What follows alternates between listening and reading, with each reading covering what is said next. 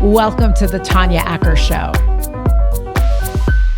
Welcome to my podcast, Angela Stevens. Thanks for having me, Tanya. So for folks, here's a little inside juice on me and Angela. Angela does my hair on my show, Tribunal Justice. And she didn't do these braids. She's not a braider. That's for Summer. Thank you, Summer.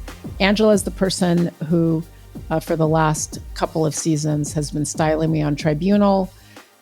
The real story is that Angela did my hair back in the day before there was a TV show. And when I first got a TV show, she was doing somebody else on a TV show because she's like that. But Angela is someone I've known for a long time. I knew her and enjoyed her great art and talent when I was a lawyer, billing hours, billing my time in 6-minute increments. And Angela Stevens, it is so wonderful to see you now. You have product lines. You've developed products, and you still continue to do such great work. So it's wonderful to welcome you onto the show, my great friend. Thank you so much for having me. I'm so proud of everything that you've done and accomplished. You just never cease to amaze me. And I'm happy that our lines finally got crossed again for us to be able to work together. That was such a gift. Seriously, I would people would think I was at lunch when I was working at a law firm. And I was like, my assistant probably knew, I wasn't at lunch. I don't need to take all that time for lunch, but I do need to sneak out and get my hair done because if Angela could see me. So it's a pleasure to have you. I have been really interested in how people advocate for communities, for people, for causes that they believe in. And you have really made a mark and are continuing to make a mark around your advocacy for parents of differently abled children. You've got a beautiful little boy, Ashton, who was born with a hearing disability, and you have really created space for parents, for moms, for people who are engaging with their children around these issues. Can you just, let's just start at the beginning. Ashton now is 2.5 years old. When did you first learn that he had hearing issues? When did you first learn that? So thank you for having me. I'm so happy to talk about this. For us, we found out through genetic testing that there was a possibility that Ashton could have some level of hearing loss. Before, when I was pregnant, before he was born. So that was kind of a surprise because neither of us knew that we both had a recessive gene, a recessive hearing loss gene. So that was out of all the genes, all the genetics that we could both carry markers for, that was the one that we matched for, my husband and I. And so because of that, anytime you have two recessive genes that match, you automatically have a 25% chance that that gene will actually show up in your offspring. And so we kind of talked about it, and obviously we weren't going to terminate based on that. And so we just were we're going to love him regardless of what happened. And so thankfully, California has a newborn hearing screening. I think I was passed in 1998. And since then, children are always tested. They're doing hearing tests before they leave the hospital. And Ashton failed that test when he was first born. And then we came back a few weeks later, and then he failed again. And then we were kind of looking whoa, this could really be, this could really be a thing. And then we took him to take an actual test. It's called an ABR. And that does it's a more detailed hearing for screening or test from an audiologist. And so he was diagnosed at 4 weeks old with severe to profound hearing loss in both ears. So you said both you and your husband carried this gene. Do you have other people in your family who have dealt with hearing loss? Or you just didn't know? No, I don't have any relatives that I'm aware of that have dealt with hearing loss. My husband doesn't have any relatives who are deaf. Like, so there's no awareness of it on either side. Maybe someone up it down the line somewhere maybe had some hearing loss, but recessive genes may or may not come out ever, until someone else matches. So it's not something that, you really be aware of unless you actually do genetic testing on yourself and your partner. Sometimes you have no idea what you're carrying. So Ashton is born. He does these tests. He fails the second one, and you know that there is an issue. What do you do next? And this is really important because for people who find themselves in a situation where you're already engaging with a new world and a world that's changed because you've got a new baby to bring into it. And let's just say that you don't necessarily get that testing and you learn that there is a disability that you may not have been aware of. Tell me what you do when you first find out. Honestly, there's no right way to cope with like getting a challenging diagnosis about anything, whether it's a development issue or health issue, anything. Like there's no one way to cope with it. And so you kind of just sit with it. I think what was helpful for me is that I have a few friends who are deaf, one of which I work with very closely in the beauty space. He's a really successful makeup artist, 2-time Emmy Award winning makeup artist. He works with all the celebrities and he is pretty much fully deaf, I believe. He wears one cochlear implant on the left side and he's thriving. So when I got that diagnosis for my son, yes, it was hard and I didn't know what to do initially. But I'm also thankful that in California, once a child is diagnosed with hearing loss, the state reaches out with a program called Early Start and they offer you services to help you navigate this world.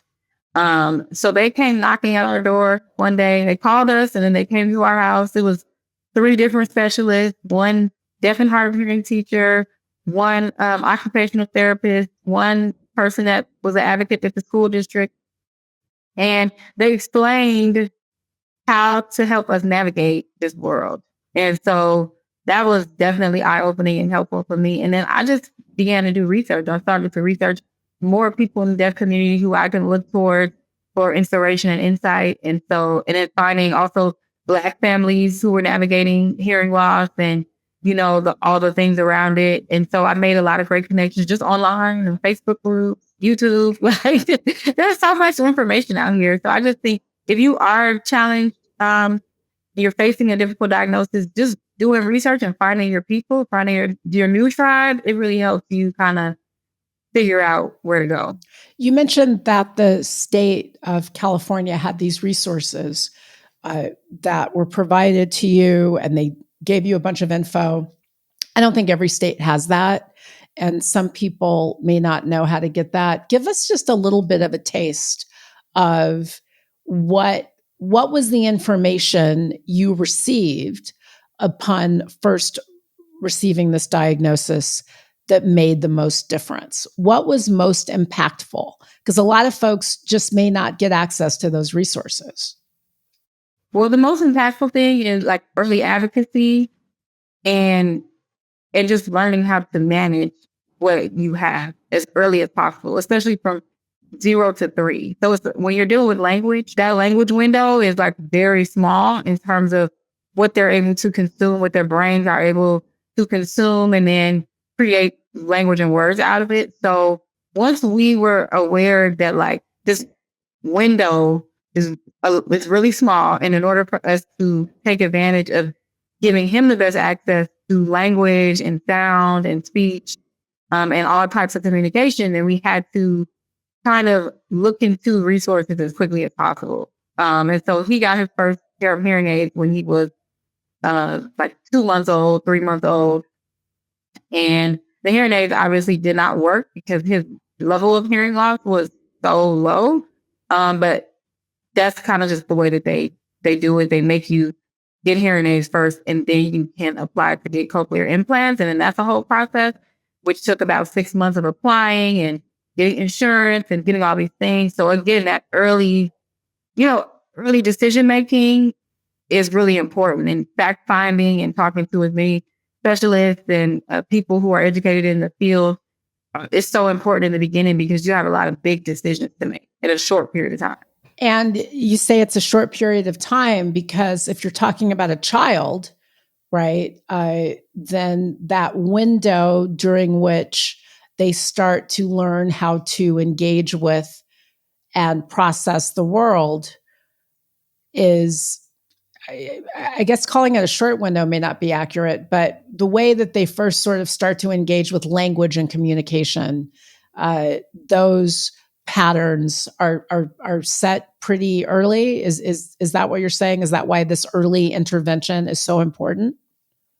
Yeah, after 3, the brain kind of decides what you've given it in order to like give it, in order for it to process and then put out input. So after 3, a lot of speech sounds are developed.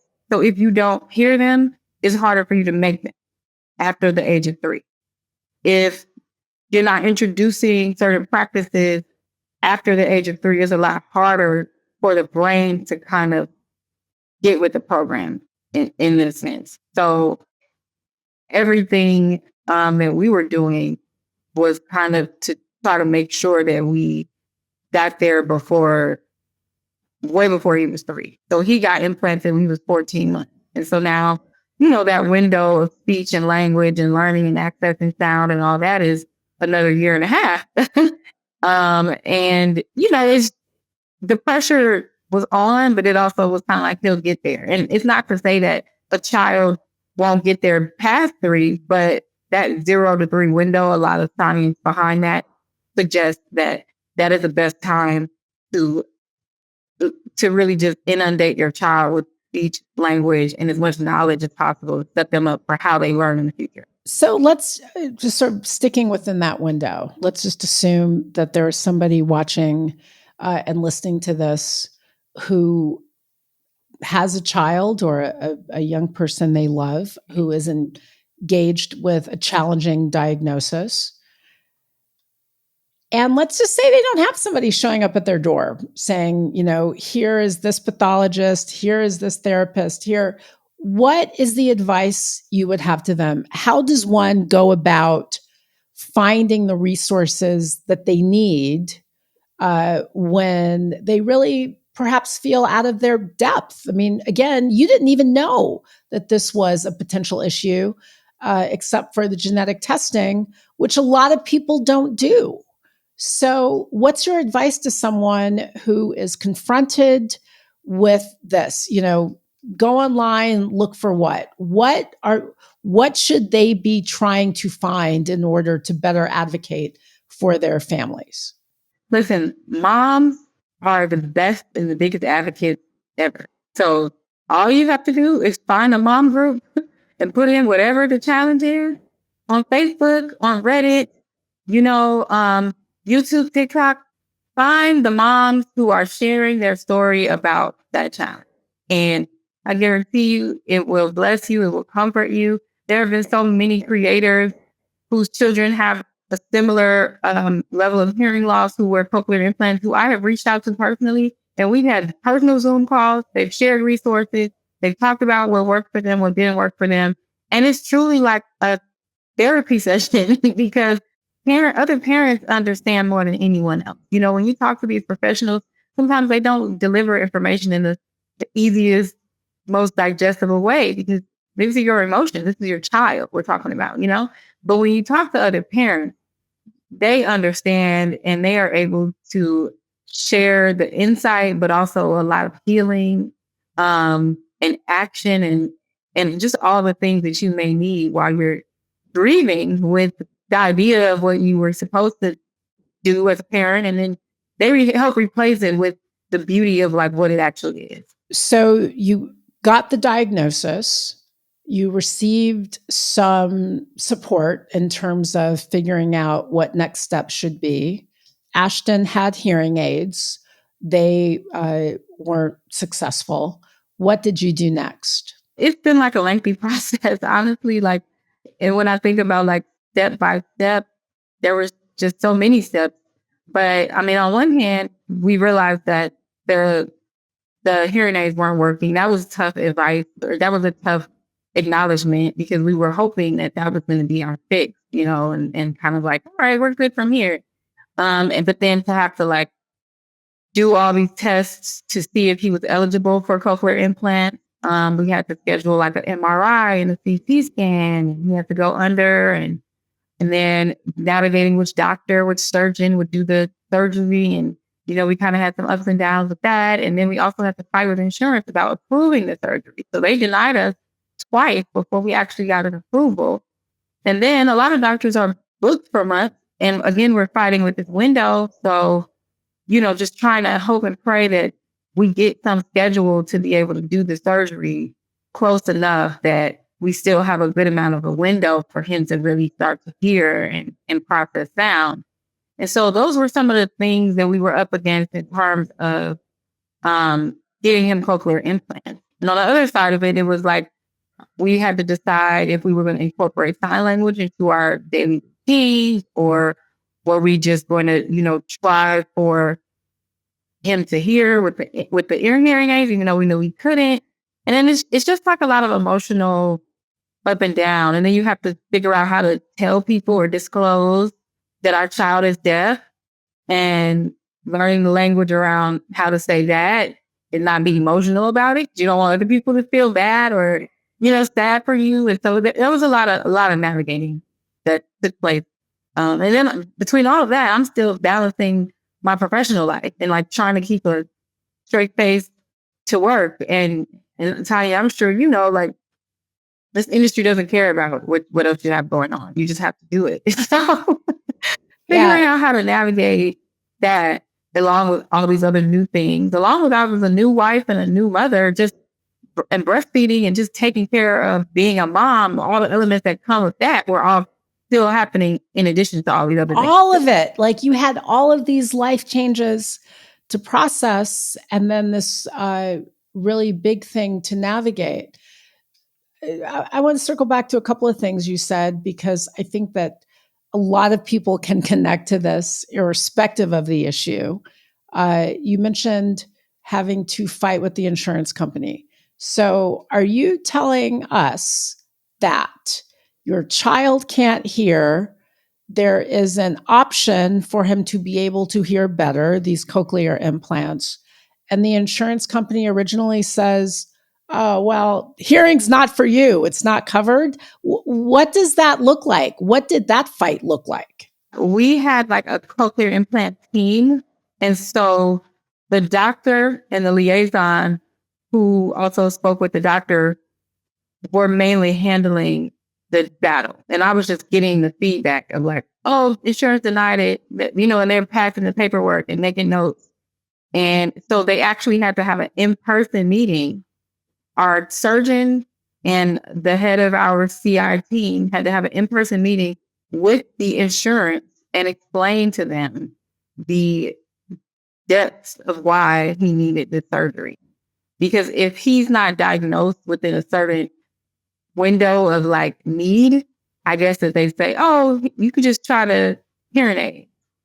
So I think because he was initially diagnosed somewhere between moderate to severe in one ear and then severe to profound in another, it's just on an audio. It's just on a gram of like, okay, you can hear, mildly you can't hear, then you have moderate hearing loss, then you have moderate to severe, then you have severe, then you have profound, then you have fully deaf all the way at the bottom. So depending on where he was initially diagnosed on that scale, they have the power to decide if they're going to approve and pay for the surgery. So where was he diagnosed initially? What was his original diagnosis on that scale? One ear was like moderate to severe, and then the other ear was severe to profound. And in the face of that diagnosis, you still had to fight the insurance company. Yeah. Once you had that diagnosis and you presented that with the insurance company and you still had to engage with them over getting these implants and getting the treatment that was best for Ashton, how did you win the fight? They initially say, we don't want to cover these implants. You need them for your child.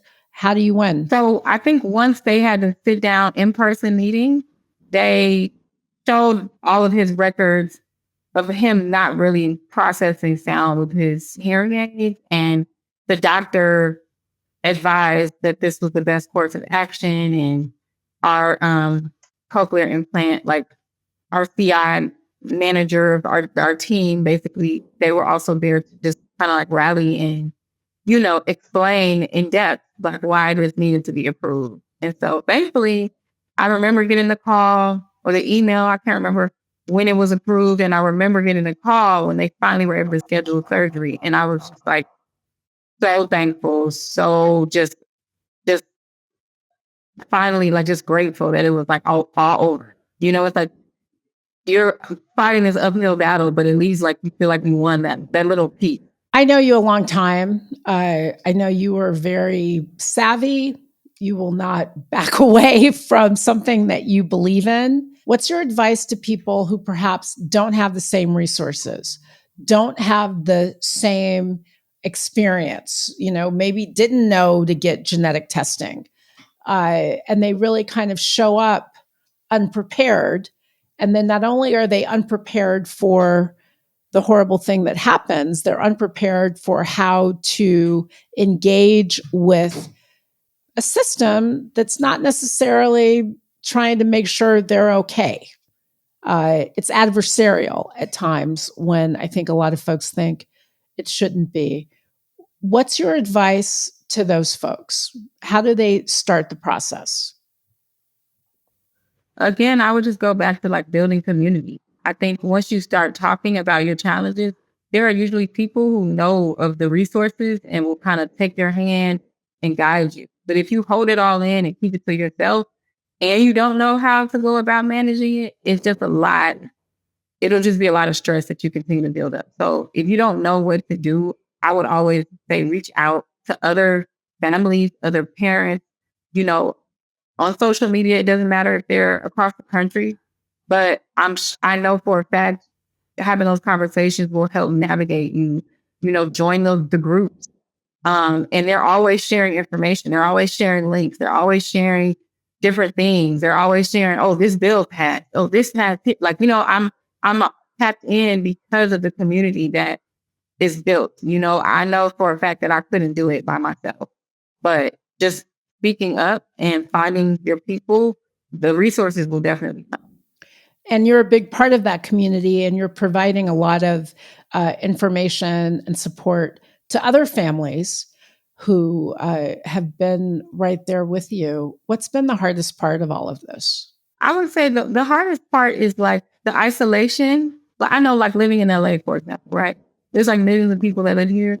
But if you don't get out there, you can easily feel like you are just doing life by yourself. The same applied to me as a mother. It's like I see, I have so many friends who have had children and all these things. And, they're not going through any of the challenges that I was going through. So I didn't even really know how to connect with them sometimes because my experience was just so really different. And then I would say the hardest part too is kind of the unknowing. And like I said, I saw my friend who was my age in his 30s thriving, and I've seen other people, but I think the unknowing of like the steps of the process, because I'm a very I'm a detailed person. So I like knowing the steps and like when you're building and developing language and you're using these devices and you're relying on so many other things for just a simple level of communication, you just don't really know how that's going to look or how that's going to materialize. And so I think early on, it was a lot more of like the unknown. Even after he got the implant, he wasn't showing us signs that he could hear for months. And so we're like, we did all of this and like, maybe he can hear, maybe he can't, and it wasn't until those moments where he was like turning around to things or responding to something or laughing at, a song or a sound. And we're like, oh, this is really working. But I think that having like that level of unknown has existed, for quite a long time. And so you kind of linger with this fear or this sadness of not knowing. What is the best advice you received, Angela, as you were going through all of this early on in the process? Now you're very experienced. You advise others, and you've really been a part of creating a beautiful community of moms and parents who are engaging with kids on this issue. What's the best advice you received when you were first navigating it? I honestly think it's like the simple things of just keep talking to him. He'll talk back. Just sing to him, read to him, talk to him, and eventually he'll talk back. And he is. So I think that just the comfort of like talking to people who really know, who are going through exactly what you're going through, and also just telling you like, keep going. It's like, it's such a simple cliche thing, but it really does help. Honestly, the cliche advice of just keep talking, breathing, singing, like just keep doing it. Like you'll get something back eventually. Like it's gonna happen, and it's so true. Like it feels maybe like you're just talking and talking, and they're not like responding, and then one day they respond, or they repeat something that you said, or they mimic you, and you're like, wow, like, this is so amazing. So it's honestly the cliche advice from other people who are experiencing a similar thing. It like really helps keep you motivated. And before you go, I would really be remiss if I didn't give you a chance to celebrate, talk about, advise people about some of the groups and resources that provided you the most help and value. Can you share a little bit? Can you share a little bit about those?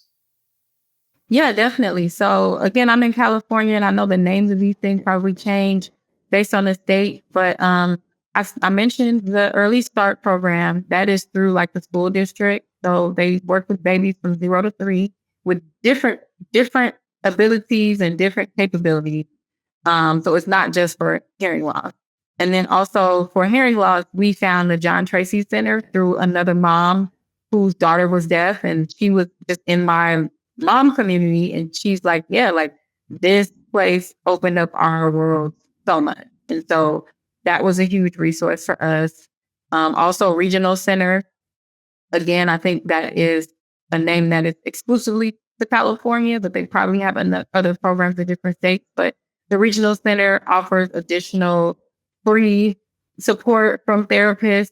So we have another speech and language pathologist and an occupational therapist through the Regional Center that sees my son weekly, and they've been super helpful and just really amazing. And then, like I said, like YouTube, I'm a part of a few groups on YouTube that share a lot of information about hearing loss. One is called Hearing First. I tap into them. They have great videos, great resources. Another one is on Facebook. They have moms of children with cochlear implants. They have a whole group for that. And they share so many links and talk about everything from surgery to therapies and all kind of stuff. IEPs, IFSPs, all this stuff that I had no idea about. All the moms, they talk about it. And then social media in general, like I made so many mom friends on social media whose children have cochlear implants. I mean, like people who live all the way in different countries, like we are friends and we talk and we check on each other. And it's just been so helpful. So don't think that you are the only person. There's a group for everything, I swear to God. And if you just put yourself out there a little bit, you will be welcomed with open arms and a lot of resources. Angela Stevens is here to say you are not alone.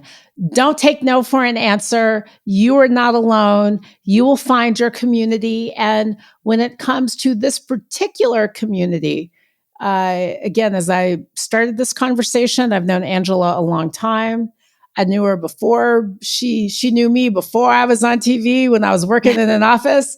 I knew her before husband, baby, and her great status as a creator and celebrity stylist and product creator. So watching you navigate this and seeing what you've done to provide support and community to other people is really, it warms me. And I think that you are helping to create support and love for people who really need it. How's Ashton doing now? Thank you so much. He's doing really well. Like, he's acknowledging so many different things. And when we sing to him, he makes the movements, and we sign, but we talk, and we also use sign language, and he signs back, and he's making new sounds every day. He says mama, dada, and like different things. We're about to start potty training soon, so that'll be a whole different ball game. But he's great. He's a normal kid with a different ability. I mean, he sleeps amazingly most of the time. So peaceful. And then he also has, the option to like hear. So we're definitely on the other side of it. And I'm really thankful that we are, because, this time a year ago, 2 years ago was not the easiest. But I'm happy that I can be just another voice in the mom community, in the deaf community, that is really advocating and celebrating our kids. Angela Stevens, you are a part of that community. You are an important part of not just helping to lead that community, but just providing people the information and the resources about what that community is, and shining a light on questions that folks might not even know to ask. They might not even know to ask. So thank you. Not only do you make sure that one's hair is always beat, but you're doing such wonderful work, and God bless you for what you and your husband are providing for that beautiful boy. And I hope that in the course of this conversation, other people in similar situations will also have the benefit of that. I love you, Angela. Thank you for being here. Thank you for providing this platform. I'm so honored that you had me on.